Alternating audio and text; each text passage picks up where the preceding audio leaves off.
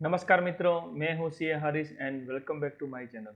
आज मैं आपके साथ डिस्कस करने जा रहा हूँ, आपको इक्विटी म्यूचुअल फंड में इन्वेस्ट करना चाहिए या डायरेक्ट इन्वेस्टमेंट इक्विटी में ही करना चाहिए, डायरेक्ट स्टॉक परचेज करना चाहिए। उसके रिगार्डिंग अगर आपको कुछ कन्फ्यूज़न है तो ये वीडियो में आपको कंफर्म पता चल जाएगा कि क्या क्या चीज़ है जो कंसिडर करके आपको बैलेंस करना चाहिए या डायरेक्ट इक्विटी या म्यूचुअल फंड में।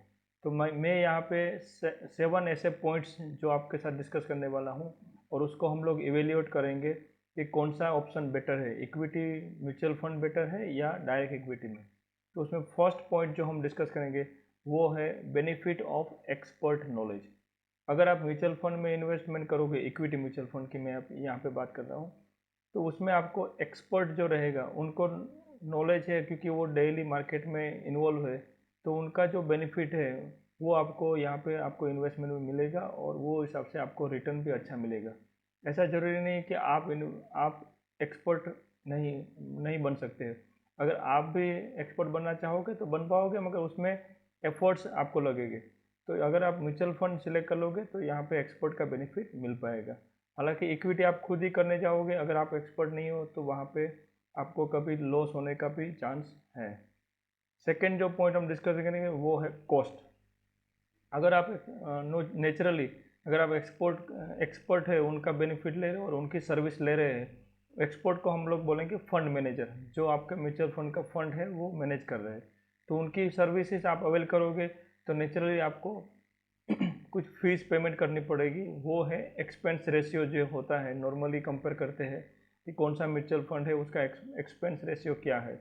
तो अगर एक्सपेंस रेशियो भी आपको पे करने पड़ सकता है तो यहाँ पे आपको फीस जो आपको, अगर आपने 1000 रुपीज़ समझो आपने इन्वेस्ट किया है और 1% कोई अगर म्यूचुअल फंड की फीस है तो डायरेक्टली 1 रुपीज़ तो एक्सपेंसिस में ही चला जाएगा। फिर बैलेंस जो 999 है वही इन्वेस्ट होगा यहाँ पे। तो ये चीज़ आपको कॉस्ट भी इनकर करनी पड़ सकती है।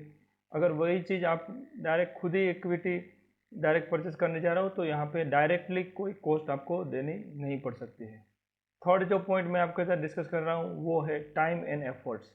अगर आप म्यूचुअल फंड में इन्वेस्ट कर रहे हो तो वन टाइम ही एक जो पर्टिकुलर म्यूचुअल फंड है, काफ़ी सारे अवेलेबल फंड्स है, उसमें से कोई एक सिलेक्ट करके आपके हिसाब से लॉन्ग टर्म आपके जो गोल है, इन्वेस्टमेंट का जो गोल है, वो हिसाब से आप पर्टिकुलर स्क्रिप्ट सिलेक्ट कर लोगे और उसमें फिर एसआईपी के तौर पे सिस्टमेटिक इन्वेस्टमेंट प्लान मंथली जो भी आपका बजट है 5000 3000 1000 या 10000, वो सिस्टमेटिकली इन्वेस्ट होता जाता रहेगा और वो हिसाब से एक सिस्टमेटिक मैनर में यहाँ पे इक्विटी में वो फंड आपका इन्वेस्ट होता रहेगा। अगर वही चीज़ हम इक्विटी के साथ कंपेयर करेंगे तो इक्विटी में आपको खुद को बैठना पड़ेगा और आपको खुद को जब मार्केट के जो वर्किंग आवर्स है उस टाइम पे आपको पूरा इवेल्यूएट करके स्टॉक को एनालिसिस करना पड़ेगा। फिर काफ़ी सारे जो external factors, micro factors, macro factors, वो सब इवेल्यूएट करके करंट मार्केट पोजीशंस, काफ़ी सारी चीज़ आपको देखते हुए फिर इन्वेस्टमेंट यहाँ पे करना पड़ेगा। तो आपको खुद को इक्विटी में टाइम और एफर्ट्स आपको लगाना पड़ेगा। हालांकि उसका ही कंपैरिजन अगर आप म्यूचुअल फंड के साथ करें, इक्विटी म्यूचुअल फंड, तो उसमें आपको एफर्ट्स या टाइम कुछ देना नहीं पड़ सकता है। फोर्थ जो पॉइंट है वो है स्मॉल अमाउंट। स्मॉल अमाउंट इसलिए इम्पोर्टेंट है क्योंकि इंडियन मार्केट में आप फ्रैक्शन में कोई भी शेयर्स अगर परचेस करना चाहते हो तो फ्रैक्शन में नहीं परचेस कर सकते हो। फॉर एग्जांपल हम लोग रिलायंस इंडस्ट्रीज लिमिटेड के अगर शेयर प्राइस की बात करें आज की डेट में तो अराउंड 2500 है। तो 2500 अगर इन्वेस्टमेंट है आपका तो ही आप रिलायंस का शेयर परचेज कर सकते हो, क्योंकि रिलायंस के शेयर पार्ट में परचेज नहीं कर सकते हो। इसलिए डायरेक्ट इक्विटी अगर आप करोगे तो उसमें उतना इन्वेस्टमेंट आपको खुद को करना ही पड़ेगा। तो ही आप जो हाई वैल्यू जो इन्वेस्टमेंट स्टॉक जो रहता है वो परचेज कर सकते हो और उसका जो रिटर्न का बेनिफिट आप अवेल कर सकते हो। उसका अगर अगेंस्ट में हम लोग म्यूचुअल फंड की बात करें तो म्यूचुअल फंड 500 से रुपीज़ से लेके कोई भी आप स्क्रिप्ट चालू कर सकते हो। तो 500 रुपीज़ आप इन्वेस्ट करोगे तो भी रिलायंस के जो वो अगर पर्टिकुलर इक्विटी फंड है, जो पर्टिकुलर फंड में आप इन्वेस्ट कर रहे हो, वो फंड अगर रिलायंस के शेयर्स परचेस कर रखे हैं तो रिलायंस के शेयर्स के परचेस के प्लस और माइनस जो भी आपको इन्वेस्टमेंट के जो बेनिफिट्स है वो रिटर्न है। ये तो मैं जस्ट एग्जांपल के तौर पे, काफ़ी सारे अदर भी कंपनी है L&T है, आइसर मोटर्स है, उसका भी अगर आपको शेयर्स का बेनिफिट लेना है और रिटर्न का आपको बेनिफिट अवेल करना है तो आपको नेचुरल म्यूचुअल फंड में जाना पड़ेगा, क्योंकि म्यूचुअल फंड में आप एक पार्टनर बन रहे हो और वहाँ पे मिनिमम जो इन्वेस्टमेंट है SIP वो करके भी आप बड़ी बड़ी कंपनी के जो बड़े बड़े प्राइस है उतना आपको इन्वेस्टमेंट नहीं करना पड़ेगा। अगर इक्विटी में करोगे तो इक्विटी में मिनिमम आपको 2500 इन्वेस्ट करके ही 1 शेयर तो मिनिमम आपको परचेस करना ही पड़ सकता है। तो यहाँ पे वो चीज़ का अभी म्यूचुअल फंड में आपको बेनिफिट ले सकते हो। फिफ्थ पॉइंट है वो रिस्क एंड रिटर्न। यहाँ पे म्यूचुअल फंड का अगर आप रिटर्न और रिस्क की बात करें तो वो जो होते हैं वो पर्टिकुलर फंड मैनेजर होते हैं, वो एम्प्लॉयज़ होते हैं। तो वो क्या सेफर मेरा जो करंट जो अपना इवोल्यूशन है वो हिसाब से वो क्या सेफ गेम खेलते हैं, क्योंकि वो ज़्यादा रिस्क नहीं लेते हैं। अगर रिस्क ले लिया, गलत कर लिया, तो वो हिसाब से इन्वेस्टमेंट में कोई लॉस हो गया तो उसकी नौकरी भी जा सकती है। तो वो रिटर्न भी आपको वो हिसाब से मिलेगा और रिस्क भी वो जो वहाँ पे आइडेंटिफाई किया है वही हिसाब से आपको रिस्क और रिटर्न मिलता रहेगा। वही चीज़ अगर आप डायरेक्ट इक्विटी में इन्वेस्ट करोगे तो डायरेक्ट इक्विटी में आपको बेनिफिट है कि आप खुद का ही पैसा आप लगा रहे हो और आप ही ओनर हो।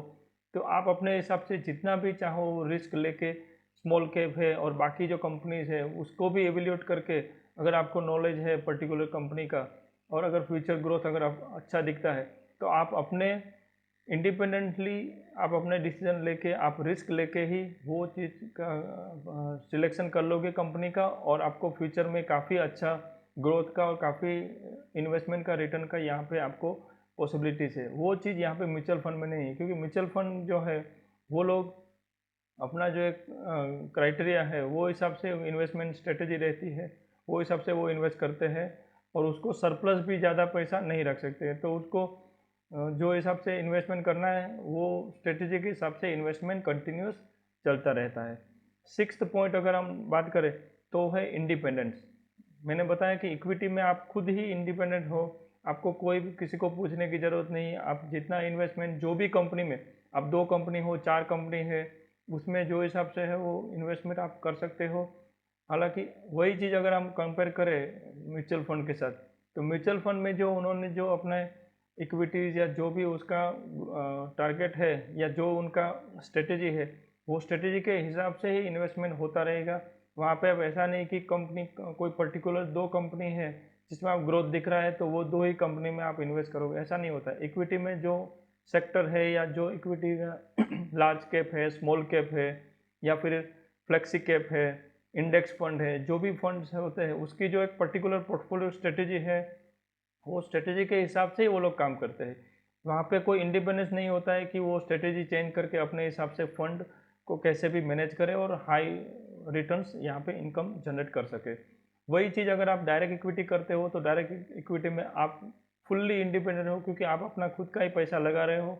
तो यहाँ पे इंडिपेंडेंस को अगर नज़र देखते हुए यहाँ पे इक्विटी इज़ बेटर ऑप्शन, क्योंकि आपको फुल्ली इंडिपेंडेंस हो, आप अपने हिसाब से इन्वेस्टमेंट कर सकते हो। और सेवन्थ और लास्ट पॉइंट जो मैं बता रहा हूँ वो है वैल्यू इन्वेस्टिंग।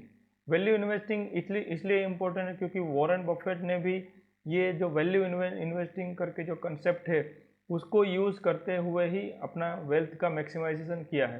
क्योंकि वेल्थ मैक्सिमाइजेशन डायरेक्टली आप कोई भी चीज़ परचेस करते रहोगे, सेल करते रहोगे, ट्रेडिंग करते रहोगे, उससे वेल्थ मैक्सिमाइजेशन नहीं होता था। वैल्यू इन्वेस्टिंग जो है उसका मैं जस्ट आपको डेफिनेशन जस्ट शॉर्ट में बता देता हूँ। Value investing is a current जो मार्केट प्राइस है। वॉरेन बफेट क्या देखते थे कि फॉर एग्जांपल उन्होंने काफ़ी सारे इन्वेस्टमेंट की, अगर कंपनी कोई भी एक कंपनी परचेज करना है या कोई कंपनी का शेयर परचेज करना है तो उसका वो इवेल्यूएट करते थे कि उसकी फ्यूचर अर्निंग कैपेसिटी क्या है। तो काफ़ी सारे मेथड्स रहती है वैल्यूएशन निकालने की।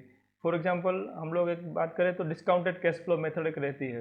तो फ्यूचर कैश फ्लो को डिस्काउंटिंग करके एक वैल्यूएशन का मेथड निकालते हैं कि ये वैल्यू आपका होना चाहिए। समझो कि वैल्यूएशन जो है वो निकला उनका, उसको बोलेंगे हम लोग इंट्रेंसिक वैल्यू।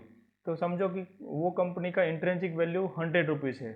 वो 100 रुपीज़ को अगर आप करंट मार्केट प्राइस से कंपेयर करोगे, अगर करंट मार्केट प्राइस 80 रुपीज़ है या 70 रुपीज़ है या 90 रुपीज़ है, that is less than 100 rupees है, उस कंपनी में वो वॉरेन बफेट जो थे वो वैसा इवेल्युएशन करके वैल्यू इन्वेस्टिंग आइडेंटिफाई करके अगर गैप रहता था तो वैसी वाली कंपनी में इन्वेस्ट करके उनको पता था कि ये कंपनी आज भले ही अंडर वैल्यूड है या अंडर प्राइस है, मगर फ्यूचर में उसका जो ग्रोथ है, क्योंकि वो डिस्काउंटेड कैश फ्लो करके एक वैल्यूएशन निकालते थे, तो फ्यूचर में अगर ग्रोथ दिखता था तो उसमें काफ़ी बड़ा इन्वेस्टमेंट करते थे और मेजॉरिटी स्टेक परचेस करते थे वो कंपनी का। और उस कंपनी में जो कंपनी में बिजनेस उन्होंने इवेल्यूएट करके पूरा ही कंप्लीट इवेल्यूएशन करके वो फिर इन्वेस्टमेंट करने से उसका 5 ईयर्स 10 ईयर्स डाउन लाइन अच्छा खासा रिटर्न यहाँ पे मिलता है और फिर वेल्थ मैक्सिमाइजेशन उससे ही होता है। तो ये वैल्यू इन्वेस्टिंग अगर आपको करना है तो फिर खुद को ही इक्विटी में एनालिसिस करके पूरा इवेल्यूएशन करके और इंट्रेंसिक वैल्यू आइडेंटिफाई करके आपको लगता है कि यहाँ पे गैप है, अगर वो 100 रुपीज़ इंट्रेंसिक वैल्यू है उससे अगर करंट मार्केट प्राइस लेस है तो ये इन्वेस्ट करते थे। अदरवाइज वो क्या करते थे, अपना फंड है वो पार्क रखते थे। He was waiting for intrinsic value और वैल्यू इन्वेस्टिंग। तो वो वैसा करके उन्होंने काफ़ी, इसमें क्या है कि अगर आप वैल्यू इन्वेस्टमेंट करोगे तो उसमें काफ़ी आपको पेशेंस रखना पड़ेगा और अच्छी अच्छी कंपनी है जो फ्यूचर ग्रोथ पर्सपेक्टिव से जो कंपनी होती है उनको आपको आइडेंटिफाई करना पड़ेगा और उनको इवेल्यूएट भी कम्प्लीटली करना पड़ेगा, क्योंकि इसमें एक या दो चीज़ इवेल्यूएट करके ऐसा नहीं होता है कि वैल्यू इन्वेस्टिंग कर दोगे और आपको फ्यूचर में उसका ग्रोथ और आपको इन्वेस्टमेंट का गेन मिल सकता है। तो ये 7th जो नंबर का पॉइंट है वो काफ़ी अच्छा आप इवेल्यूएट या एक्सपोजर ले सकते हो वैल्यू इन्वेस्टिंग जो कंसेप्ट है उसका, और उसमें अच्छा खासा आपका इन्वेस्टमेंट का रिटर्न या ग्रोथ आप अर्न कर सकते हो। वो चीज़ म्यूचुअल फंड में पॉसिबल नहीं है, क्योंकि म्यूचुअल फंड में बताया वो अपने स्ट्रेटेजी के हिसाब से या अपने जो पोर्टफोलियो का जो रूल्स है वो हिसाब से अपना कंटिन्यूस इन्वेस्टमेंट करते रहेंगे। तो ये चीज़ जो है इवेल्यूएशन में आपके साथ शेयर किया हूँ, ये 7 पॉइंट इवेल्यूएशन अगर आप करोगे तो आप अपने गोल के हिसाब से, या क्योंकि यहाँ पे कोई भी एक राइट आंसर नहीं है कि आपको म्यूचुअल फंड में इन्वेस्ट करना चाहिए या इक्विटी थ्रू इन्वेस्टमेंट करना चाहिए। यहाँ पे आपके अपने पर्सनल गोल है या आपके जो कैपेसिटी है या आपकी जो नॉलेज है उसके हिसाब से person to person, investor to investor ये चीज़ वेरी होता है। तो वो हिसाब से अगर आप 7 पॉइंट्स जो मैं आपको अभी बताया वो इवेल्यूएट कर लोगे और आपके केस में कौन से सूट होते हैं वो हिसाब से आप अपना स्ट्रेटेजी डिसाइड कर सकते हो कि डायरेक्ट इक्विटी में इन्वेस्ट करना है या फिर इक्विटी म्यूचुअल फंड है उसके थ्रू इन्वेस्ट करना है, क्योंकि काफ़ी हर एक के प्रोस एंड कॉन्स है, वो चीज़ कंसिडर करके हुए आप अपना डिसीजन लीजिएगा। मैं आशा करता हूँ कि ये वीडियो आपको काफ़ी हेल्पफुल और यूजफुल लगा होगा to decide whether to invest through mutual fund और डायरेक्ट इक्विटी। तो ये वीडियो को जरूर लाइक और शेयर करिएगा और मेरी चैनल को भी सब्सक्राइब कर लीजिएगा। और आपको अगर कुछ कमेंट है तो कमेंट बॉक्स में भी ज़रूर आप कमेंट शेयर कर सकते हैं, ताकि उसके हिसाब से मैं आपको रिप्लाई कर सकता हूँ। Thank you.